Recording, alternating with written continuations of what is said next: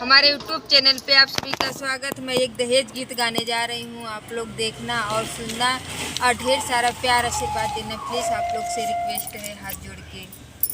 बिटिया केहू ना पूछैया दहेज बिना, बिटिया केहू ना पूछैया दहेज बिना। सास भाई सुरसा ननद सुखने खा, सास भाई सुरसा ननद सुखने खा।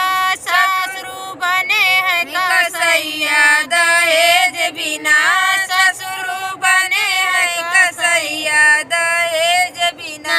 बिटिया केहू ना पूछैया दहेज बिना, बिटिया केहू ना पूछैया दहेज बिना। जेठ दिए गारी जेठान करई झगड़ा, जेठ दिए गारी जेठान करई झगड़ा। देवर खींचे तन से सड़िया दहेज बिना, देवर खींचे तन से सड़िया दहेज बिना।